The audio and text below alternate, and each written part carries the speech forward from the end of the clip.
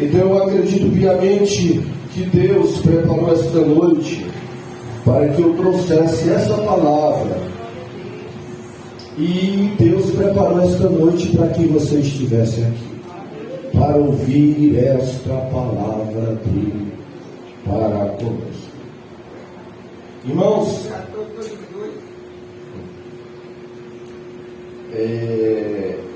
eu gostaria que você fosse comigo visitar uma igreja. Como seu Jason recebeu o convite da irmã Ninha para vir fazer uma visita hoje, eu gostaria de te convidar para ir a uma igreja comigo. Igreja essa, irmãos, que é uma cidade chamada Laodiceia. Cidade essa que era rica, influente e autossuficiente. Gostaria que você fosse comigo visitar uma igreja no ano de 95 antes ou depois que Cristo nasceu. Gostaria que você fosse comigo em uma igreja onde tem um templo, irmãos, que é luxuoso e imponente. Imagine você ir visitar uma igreja onde o templo era luxuoso e imponente. Eu gostaria de te convidar para ir comigo fazer uma visita em uma igreja, em uma cidade, na cidade de Laodiceia, aonde a condição dos cristãos que congregavam lá eram ricos e afortunados. Você vai visitar comigo uma igreja aonde os membros eram ricos, eram abundantes em riquezas. E esta igreja, os membros de lá, sabe o que eles pensavam de si? Você vai entrar comigo em um templo, em uma igreja, onde os membros desta igreja olhavam para eles e se sentiam o máximo. Olhavam para eles e se sentiam muitos espirituais. Você vai fazer comigo uma visita a uma igreja em uma cidade rica, onde os membros eram afortunados e que eles pensavam, achavam que eles eram homens e mulheres cheios de Deus, cheios da presença de Deus, e que tudo que eles estavam fazendo estavam agradando a Deus. Eu queria que você visitasse comigo esta igreja nesta noite, entrasse junto comigo pelas portas deste templo e não se importasse se algum desses irmãos desta igreja que se sentiam o máximo, poderosos e espirituais, não se importasse com você, não lhe tratasse com indiferença, porque nós vamos entrar dentro deste templo para nós adorarmos Jesus, para nós ouvirmos a palavra de Jesus. Eu e você já entramos dentro deste templo. Nós já participamos da primeira parte do culto. Participamos, ouvimos a palavra introdutória, os louvores iniciais, e você está comigo sentado dentro deste templo.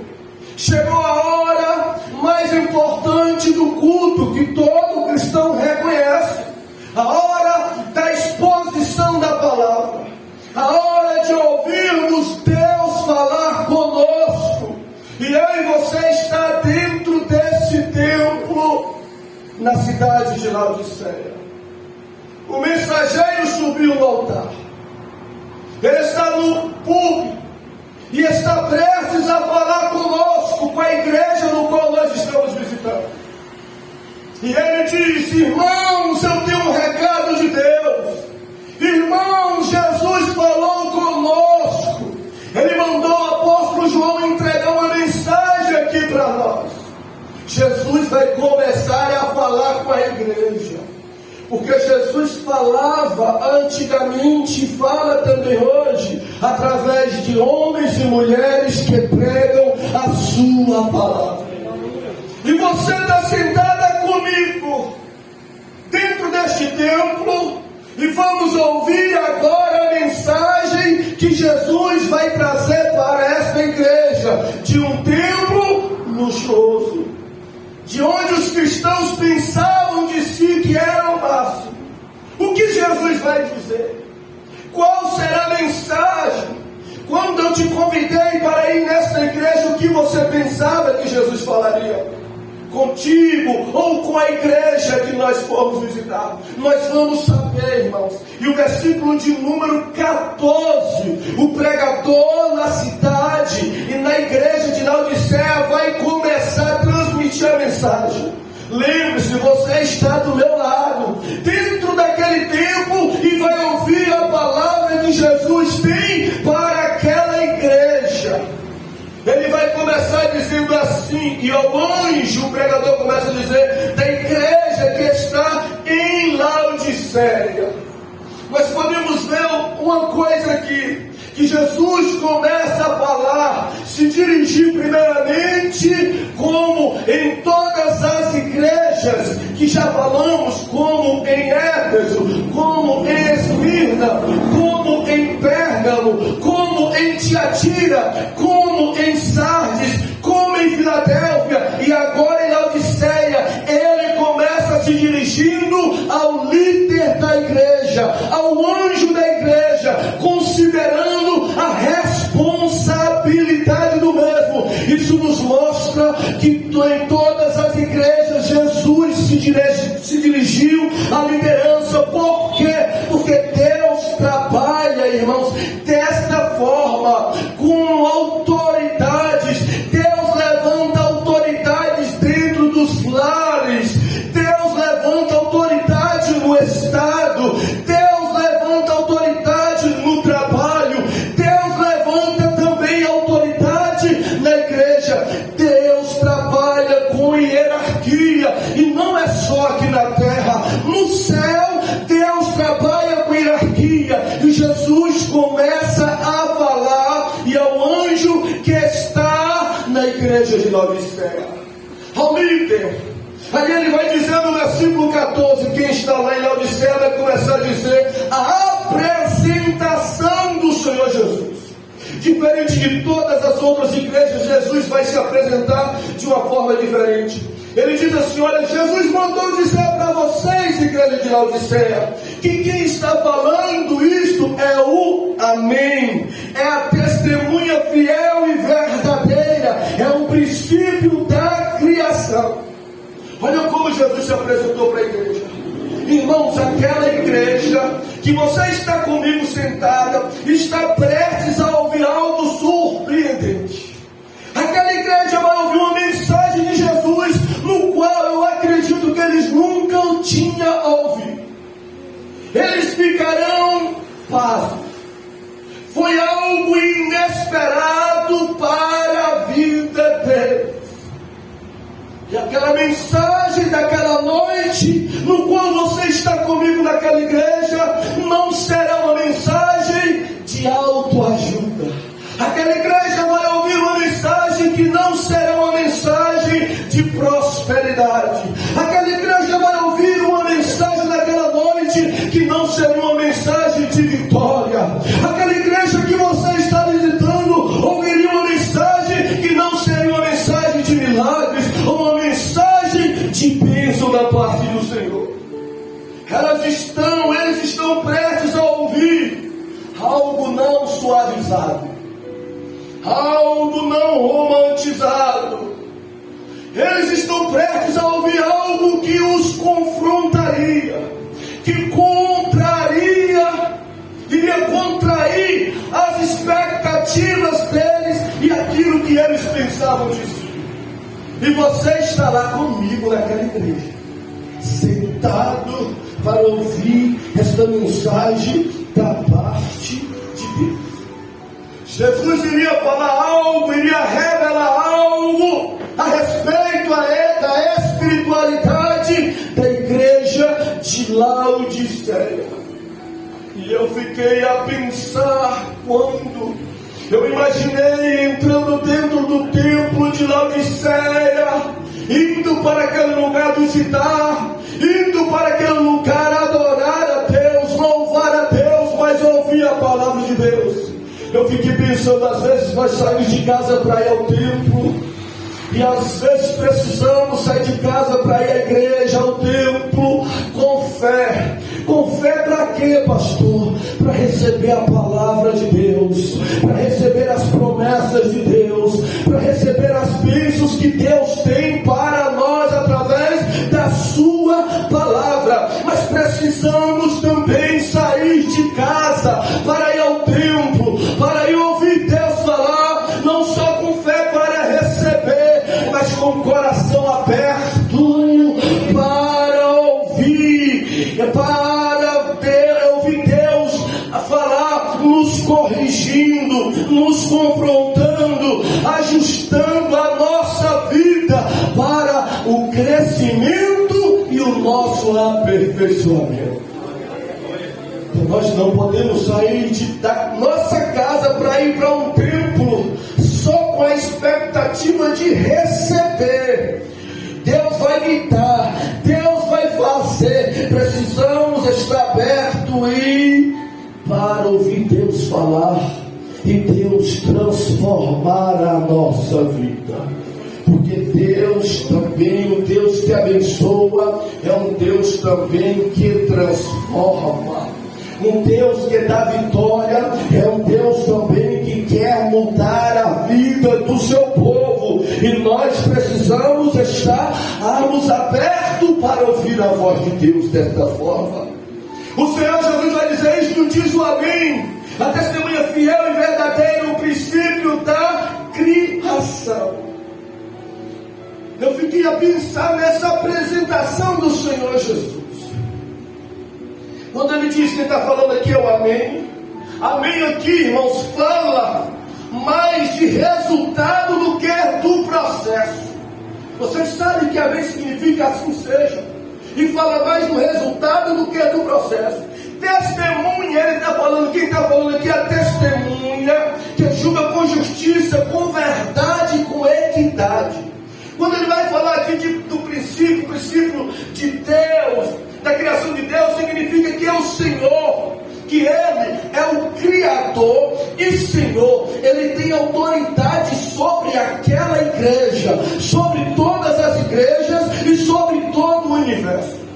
Preste atenção, porque não é à toa que Jesus se apresenta dessa forma.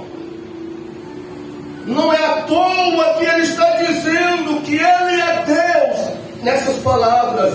Não é à toa que Ele está dizendo para aquela igreja: eu sou Deus, eu tenho autoridade para julgar vocês. E eu julgo com equidade, com justiça e com verdade. Faço isso com retidão. Não é à toa que Ele está se apresentando para aquela igreja desta forma. E quando Ele diz assim, olha, eu sou amém, como se Ele dissesse assim, olha, eu não estou avaliando vocês, eu já tenho um diagnóstico de vocês. Jesus, quando Ele diz o amém, Ele está falando, olha, o que eu vou falar a respeito de vocês, eu não estou arriscando, eu não estou imaginando, eu não estou ainda pensando a respeito de vocês, não. Eu sou amém, eu tenho o resultado da vida de vocês. Diferente de alguém perto de você, diferente de alguém próximo de você, diferente de um parente de nós, que pelo fato de estar perto, pensa que tudo sabe, mas não sabe por que te conhece. Jesus é diferente de todos que estão perto de nós, de todos que estão próximos. Por quê? Porque Jesus, Ele te conhece por fora e por dentro. Jesus é diferente porque Ele conhece o seu passado, o seu presente e o seu futuro. Jesus é diferente de todos porque Jesus, Ele vê as suas ações e as suas motivações. Jesus é diferente de todos porque Jesus conhece o nosso corpo, a nossa alma e o nosso espírito. Então as pessoas que estão em nossa volta podem errar a respeito de nós, dar algum diagnóstico errado, só que Jesus não erra quando ele fala a respeito de alguém, porque Jesus conhece nós por completo. Jesus, como já disse, conhece por fora e por dentro, e quando ele fala, ele não erra naquilo que ele fala de alguém. E aquela igreja estava prestes para ouvir algo que elas não pensavam aquilo de si mesmo. Por isso que ele começou dizendo: quem está falando aqui é quem conhece vocês. Quem vai entregar um recado, uma mensagem, vai falar da condição de vocês, é quem conhece a Deus.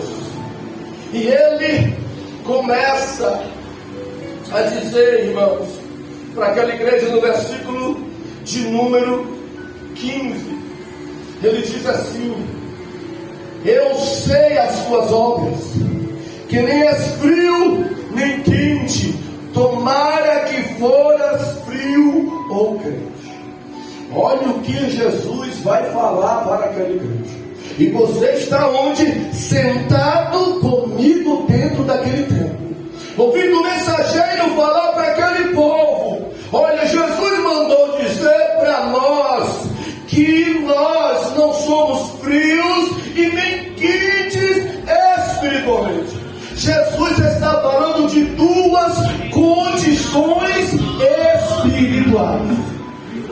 Existem, irmãos, duas condições espirituais. Quais são, Senhor? Primeira, ele vai falar frio. Frio fala de quê? De alguém que está distante. Frio espiritualmente fala de alguém que está ausente.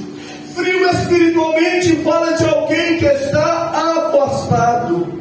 Frio espiritualmente fala de alguém que está indiferente, apático, insensível espiritualmente. Olha o que Jesus falou para a igreja de Laodiceia: vocês não são frios, vocês não estão distantes. A segunda condição que ele vai falar que a igreja não era quente. Quente fala de alguém fervoroso espiritualmente. Quente fala de alguém entusiasmado. Quente fala de alguém zeloso, dedicado, devoto, piedoso espiritualmente. Olha o que Jesus falou: igreja de Laodiceia, vocês não são frio e nem quente espiritualmente. Quer dizer, quente aqui, irmãos, fala de um estado ou um sentimento de paixão, de um amor intenso e vibrante pela fé.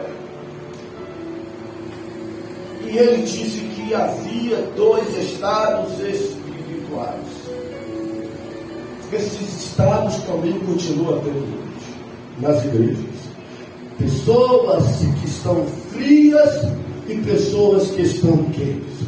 Só que existe um terceiro estado espiritual. Terceiro estado esse é revelado por Jesus dentro do texto.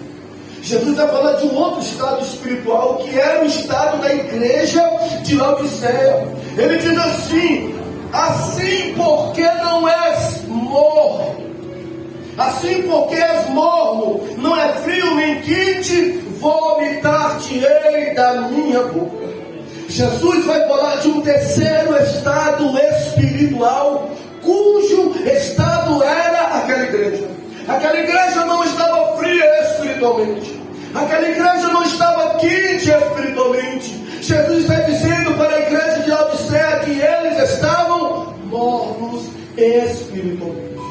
Jesus nos ensina nesta palavra que existem três estados espirituais: alguém frio, alguém quente e alguém que está morno espiritualmente.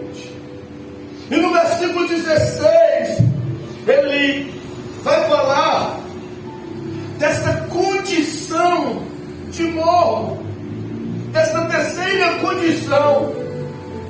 E o que é, pastor? Se está frio é estar distante, se está frio é ser ausente, quente, é ser fervoroso, é ser zeloso, é ser dedicado, devoto e piedoso espiritualmente. O que seria alguém que seria morno espiritualmente? Alguém morno espiritual, irmãos, é alguém que não impacta, é alguém que vive uma vida de crente sem entrega, é alguém que vive, que são insensíveis, que não se aprofundam, que são conformados com a vida medíocre espiritual. Alguém morno é alguém desse tipo. Ser morno espiritual é não ter paixão por Deus e nem pelas coisas de Deus. Olha o que Jesus está falando para a igreja de Laodiceia. E você lá presente ouvindo tudo isso, uma igreja que não tinha paixão por Ele. Agora eu fiquei a pensar, ao meditar nessa carta, como que eram os cultos de uma igreja que não tinha paixão pelo seu Senhor. Como que era o louvor de pessoas que cantavam para Jesus sem paixão. Como era a pregação de pessoas que pregavam sem paixão por Ele. Como que era o trabalho dos irmãos daquela igreja que eram mornos espiritualmente e que não eram apaixonados pelo Senhor. Como eles oravam para Deus sem paixão. Como era a contribuição dos irmãos que eram mornos. Eu fiquei a pensar, igreja, como eram as ações daquela igreja para o seu Senhor sem paixão alguma. Eu fiquei a pensar, nós podemos ver nas redes sociais torcedores de times que são apaixonados pelos seus times. Eles viajam quilômetros para ir ao encontro do seu time, para entrar nos estádios. Irmãos, eles passam às vezes 2 horas em pé só no jogo. Eles passam este tempo cantando, gritando, saltando, dizendo que aquele time é a paixão da vida deles.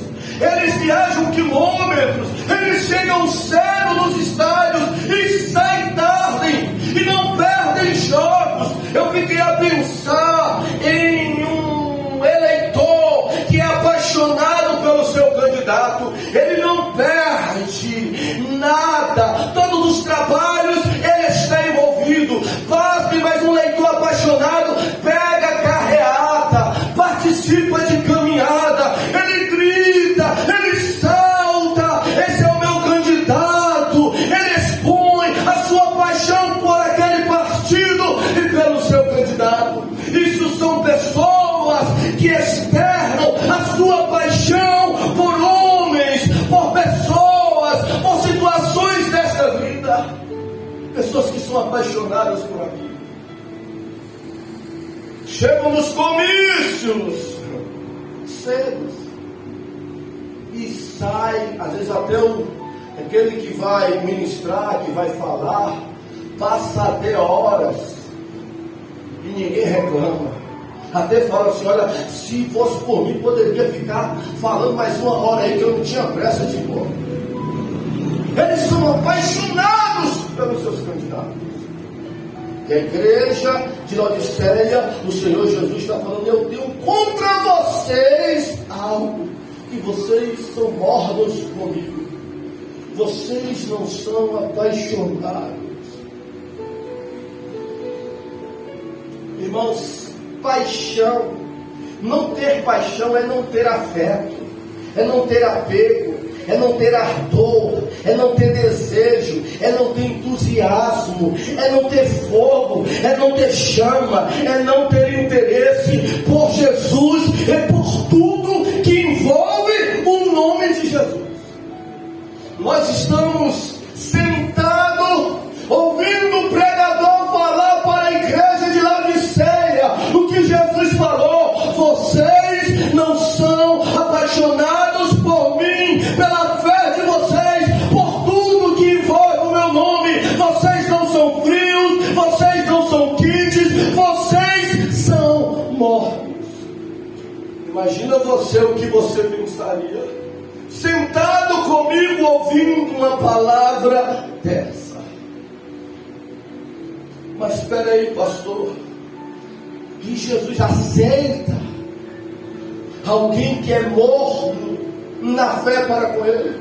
Jesus aceita alguém que o serve, alguém que o cultua, alguém que o tem como Senhor e Salvador, que é morno? Vamos ver o que ele fala no texto.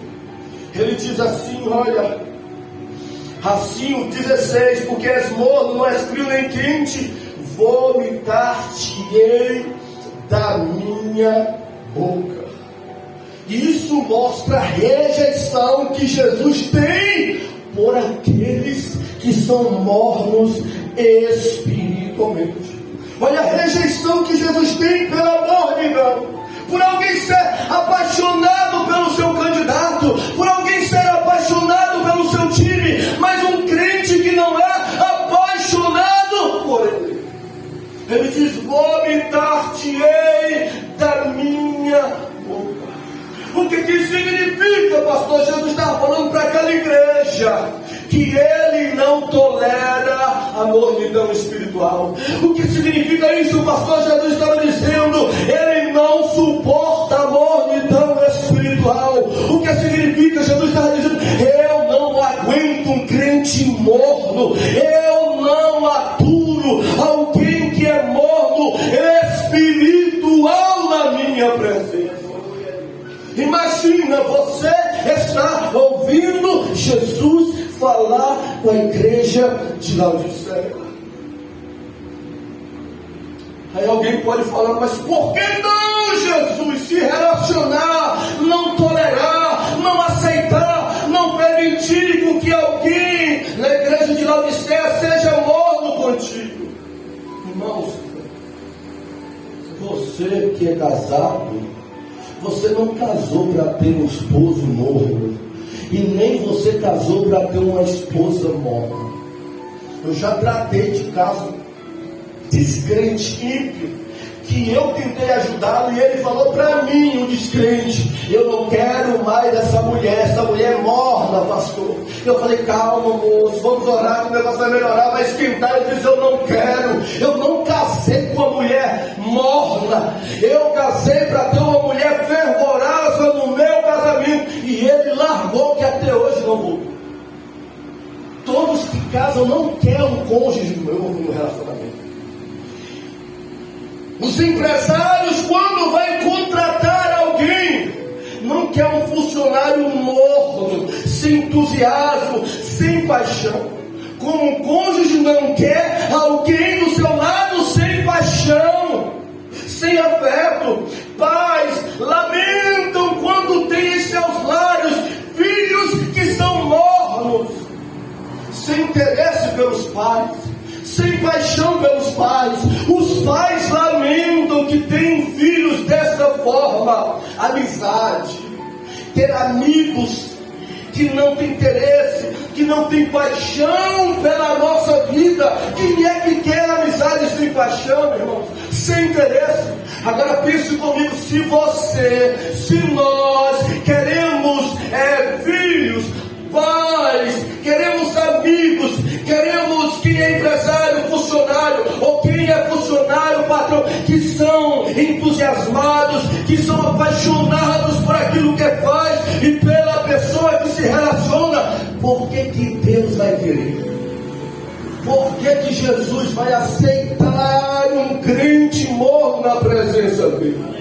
Eu fiquei a pensar, eu entendi isso. E por que Jesus quer, pastor? Ele falou que, olha, eu não quero morno, espera, ele deseja de alguém quente, fervoroso. Sabe por quê, irmão? Apaixonado por ele, porque ele é apaixonado pela igreja dele. Você já assistiu aquele filme, A Paixão de Cristo? Aquele filme revela todo o sacrifício que Jesus passou para salvar aqueles que creem nele.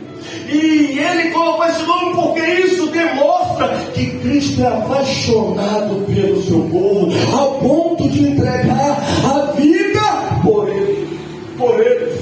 Então o Senhor Jesus estava falando que ele esperava, que ele queria que aquela igreja fosse fervorosa e não morna espiritualmente.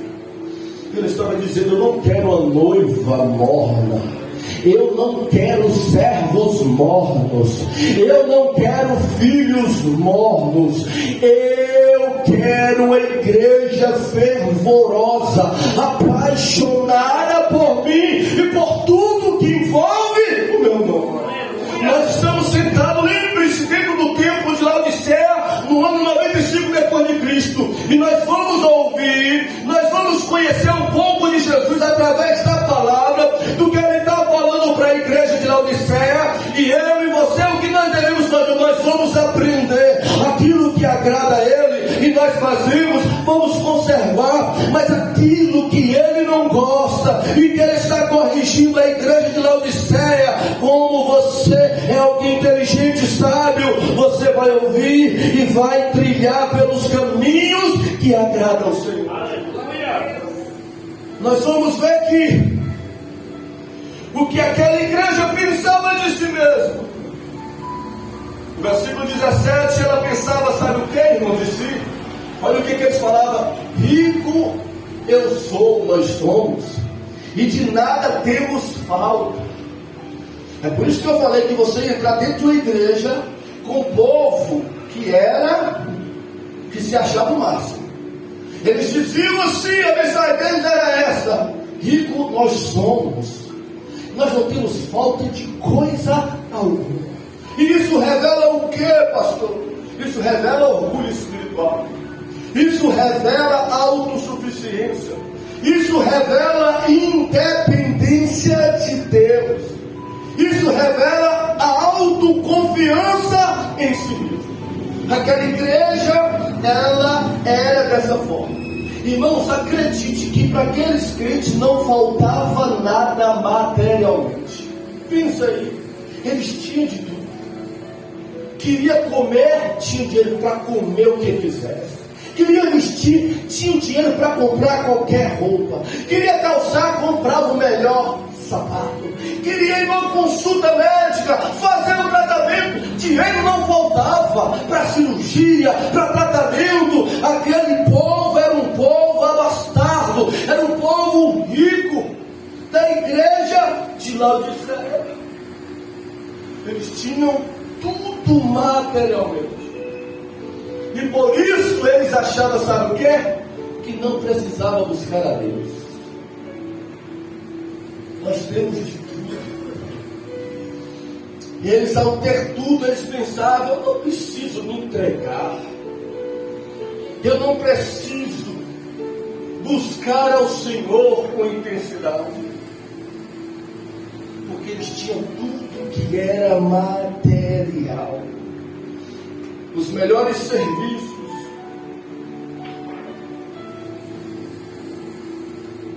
Isso vai revelar a indiferença que alguns tratam Deus por ter as suas necessidades supridas, por terem coisas abundantes, uma condição melhor espiritualmente. É um caminho da mornidade. Não significa que todos ficarão dessa forma, porque muitos homens na Bíblia eram abundantes financeiramente, mas eram fervorosos espiritualmente, como Jó, como Abraão e como outros. Mas a igreja de Laodiceia pensava isso de si mesmo. Pensava-se comigo: olha, eu sou dessa forma. Irmãos, quem é que diria para aquele povo que eles não tinham Deus? Se você fosse entregar uma mensagem lá, se Se você fosse falar para algum crente individualmente, olha, Deus mandou te dizer que você não tem Ele, que você só está bem materialmente, mas espiritualmente você está mal, eles não aceitariam, eles não iriam se permitir ser convencidos disso, porque eles entendiam que a condição material deles, que pelo motivo de não sentir falta de nada, Deus estava na vida deles. Eles pensavam isso. E nós vamos ver que o que Jesus vai falar deles não é o que eles pensavam deles. Vocês estão vendo? Cuidado. Isso aqui vai nos ensinar cuidado com o que nós pensamos de nós. Eu posso pensar algo de mim que seja diferente do que Deus pensa. Eu posso achar que eu estou certo e Deus está falando que eu esteja errado. Como a igreja de Laodiceia, eles se achavam espirituais e o máximo. Agora eles vão ouvir Jesus falar com eles. E olha o que Jesus vai falar com eles, irmãos. Ele vai dizer assim no versículo de número 17: como diz vocês, sou rico, estou enriquecido e de nada tenho falta. Olha o que Jesus vai falar. Vocês não sabem que és desgraçado, miserável, pobre, cego e nu. Olha o que Jesus vai falar que aquela igreja é. Eles que pensavam de si algo totalmente diferente do que Jesus pensava. E o que significa cada coisa dessa, pastor? Ele estava dizendo, quando ele falou, olha, Laodiceia, vocês são desgraçados, ele estava dizendo, sem perceber a própria ruína espiritual, como se dissesse, vocês não percebem a ruína espiritual de vocês.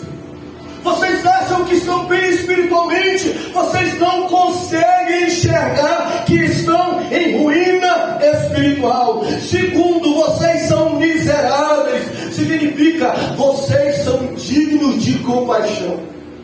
Eles que se achavam autossuficientes, Jesus está falando para eles, vocês, eu olho para vocês são dignos de compaixão. Ele está falando agora em terceiro, vocês são pobres. Quer dizer, como é que pode, Jesus? Eles falavam que eram ricos e eles poderiam comprar, usufruir de tudo material, mas Jesus está falando de uma condição espiritual. Ele diz, vocês dizem que são ricos materialmente, mas espiritualmente vocês são pobres. Aí ele vai dizer, quarto, vocês são cegos, como a irmã Leandra falou no começo, que parte meu era cego, mas conseguia enxergar que Jesus era o Messias. Quer dizer, na igreja de Laodiceia, ninguém era cego fisicamente, eles enxergavam, mas Jesus está dizendo, vocês são cegos espiritualmente, vocês não têm discernimento espiritual. Aí quinto, ele vai falar, vocês estão nus, ou seja, sem cobertura e sem santidade espiritual. Esse texto vai nos mostrar que é possível alguém estar dentro da igreja e não enxergar o seu próprio estado espiritual. É possível alguém vir para a igreja, estar buscando a Deus, estar falando de Jesus e não reconhecer o seu estado miserável espiritual. Como a igreja de Laodiceia. Isso aqui vai nos revelar, irmãos, que prosperidade material não significa aprovação divina. Alguém que pensa, olha, eu estou prosperando, ou alguém está prosperando, Deus está aprovando ele, de forma alguma. Aprovação material não significa, crescimento material não significa aprovação divina. Esse texto vai nos mostrar, porque eles eram ricos e afortunados, e mesmo assim Deus estava reprovando eles. O que fazer então nesta situação, pastor? O que a igreja de Laodiceia, no qual nós estamos sentados ouvindo Jesus falar para a igreja, o que eles devem fazer para melhorar essa situação? Quem sabe disso é Jesus. E Jesus vai falar no versículo de número 18, ele vai dizer assim: aconselho-te de mim que compres. Jesus não fala aqui apenas como juiz, mas ele fala como um conselheiro. Ele vai dar o diagnóstico daquela igreja e agora ele vai falar: eu aconselho vocês, eu vou aconselhar vocês a tomar uma decisão, a tomar uma atitude para sair desse estado espiritual que vocês estão no Odisseia. Aí ele vai falar no versículo 18 três coisas: para que compre de mim. Comprar o que do Senhor? Ouro provado no fogo. Olha o que Jesus falou. Igreja de Laodiceia, vocês que são ricos, eu vou colocar à disposição de vocês algo que vocês não têm. O que? Primeiro, ouro provado no fogo. Ouro representa riquezas espirituais verdadeiras. Terceiro versículo vai falar: vestidos brancos. Fala de santidade, de pureza e de justificação em Cristo. Terceiro, unge os teus colírios com os teus olhos com colírios. Fala de visão e de discernimento espiritual. Jesus agora se apresentou para aquela igreja e falou assim: olha, vocês são ricos? Só. Tem tudo, material tem, mas eu vou oferecer algo que vocês não têm: riqueza espiritual, visão e discernimento espiritual, santidade, pureza e justificação. E como é que eu posso comprar essas coisas, Jesus, que eu tenho dinheiro? Essas coisas espirituais não se compram com dinheiro, com dólar, com real, com euro, nem com libra, nem com ouro e nem com prata. Essas coisas se compram o quê? Ou como se compra essas coisas espirituais como dons espirituais, ministério, sabedoria, unção, poder, batismo no Espírito Santo, unção, visão, se adquire não com moedas ou com dinheiro. Essas coisas se adquire com busca, com lágrimas, com humilhação, com entrega, com consagração, com oração, com jejum, com clamores por Cristo Jesus. Estas coisas espirituais ninguém se compra com dinheiro. A igreja de Laodiceia tinha tudo, mas não tinha o que o dinheiro pode comprar. E ninguém compra estas coisas de Jesus com dinheiro. Se compra é se humilhando e buscando na presença dele. É por isso que eu falo para a igreja, é por isso que eu ensino a igreja, é por isso que eu motivo a igreja a vir consagrar, a vir para oração, a jejuar, a buscar a Deus, porque as coisas espirituais só se consegue dessas formas, irmãos. É só Jesus é que pode fazer. E dinheiro nenhum, ninguém vai conseguir estas coisas. Eu sempre digo isso e eu oro constantemente agradecendo a Ele por ter me batizado com o Espírito Santo. Porque eu demorei 4 anos para Ele me batizar com o Espírito Santo. Se eu pudesse pagar, eu pagaria. Se eu pudesse comprar, eu compraria, de tanto que eu queria ser batizado com o Espírito Santo. É ter aquela experiência sobrenatural. Mas ninguém compra batismo no Espírito Santo na mão de Jesus. Para ser batizado, eu saía do meu trabalho meio-dia, todo dia da semana, pedia a chave do meu pastor, eu entrava na igreja do templo meio-dia, 12 horas, e 1 hora saía da igreja, orando, me humilhando, falando: Jesus, eu quero ser batizado no Espírito Santo. E isso demorou semanas, meses, até anos, clamando, pedindo, até que um dia, sem dar um centavo, Ele me batizou em um culto aonde eu fui chamado para pregar. Eu estava naquele culto e não era nem para eu estar lá, porque eu estava morando em Macarani, Itapetinga. Fui visitar minha sogra que estava no hospital. Um pastor de Itapetinga me viu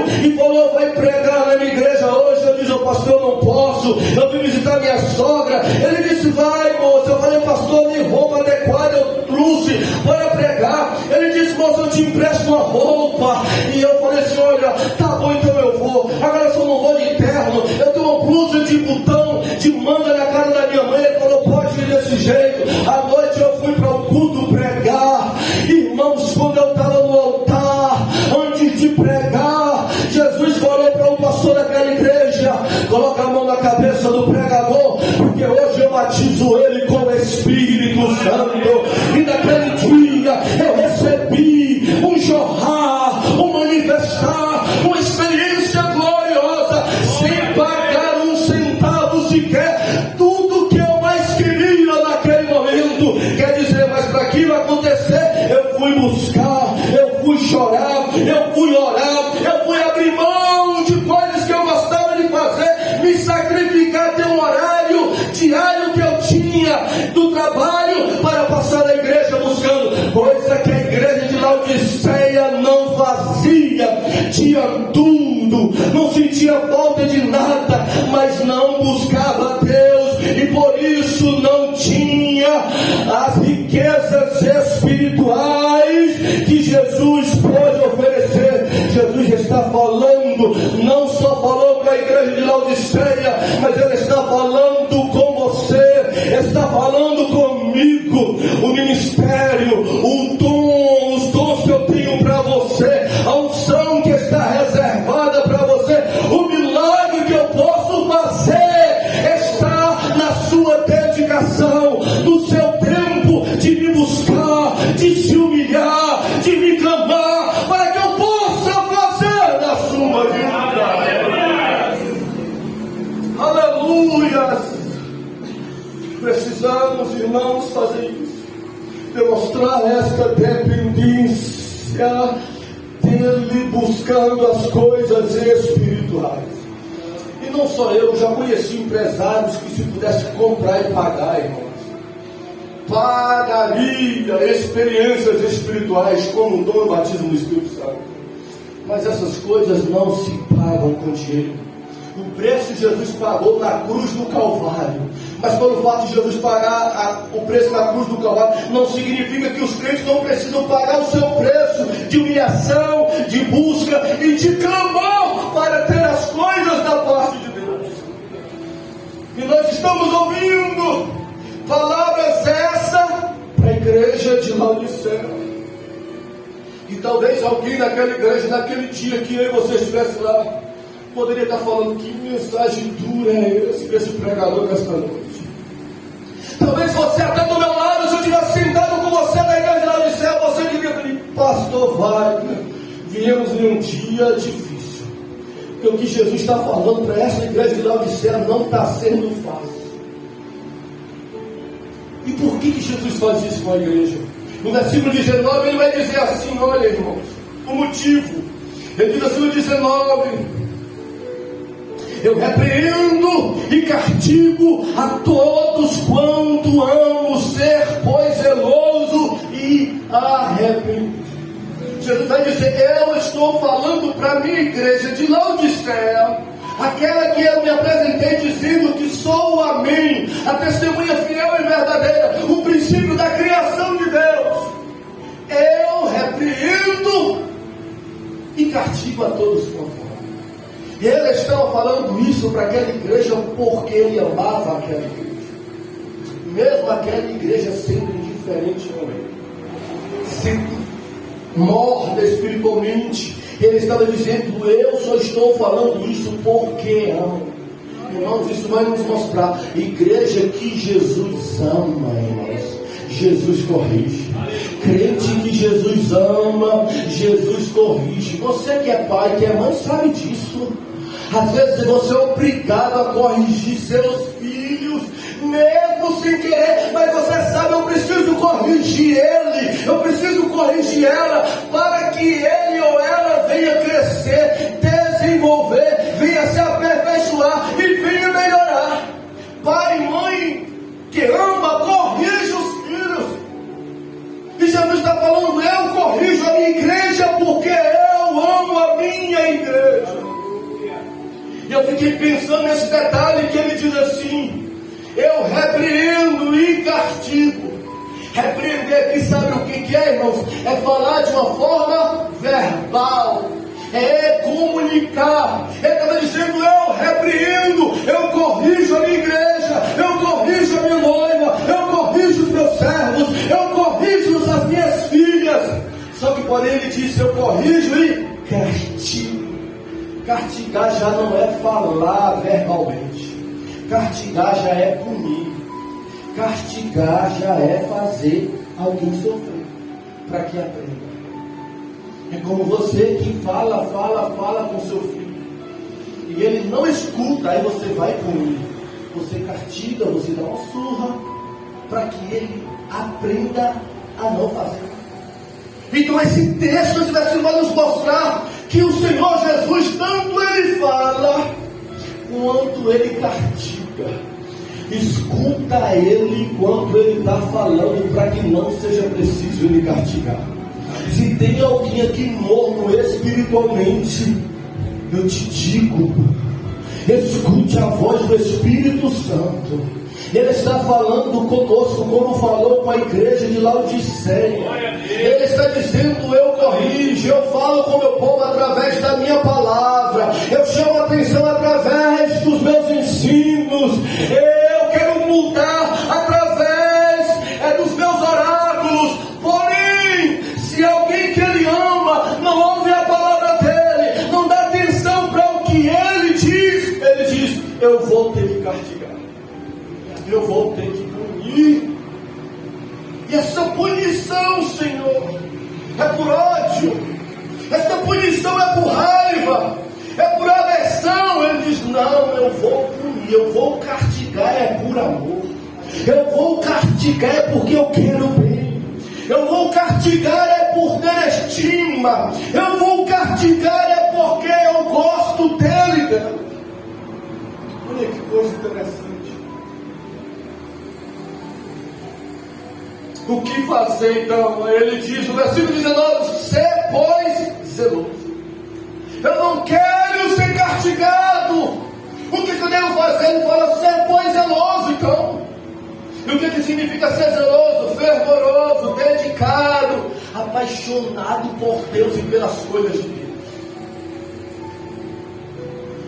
Deus disciplina alguém para restauração, porque a mornidão precisa ser abandonada. Aleluia. Essa carta vai nos ensinar isso, que Deus disciplina alguém para restaurar, para que a mornidão na vida desta pessoa seja abandonada. Versículo 20, ele vai dizer aqui algo interessante. Ele vai revelar que ele quer salvar os frios, os que se afastaram, os que se desligaram. Ele quer conservar os que estão quentes, fervorosos, e ele quer renovar os que estão mornos. Renovar, que as pessoas saiam dessa mornidão. Isso vai nos mostrar que Jesus não desistiu daquela igreja que estava morna espiritualmente. Jesus não desiste de alguém que está morno. Ele estava falando para que os mesmos se voltassem. E de que forma? O versículo 5 vai falar algumas coisas que ele diz bem assim, irmãos. Olha a insistência dele: eis que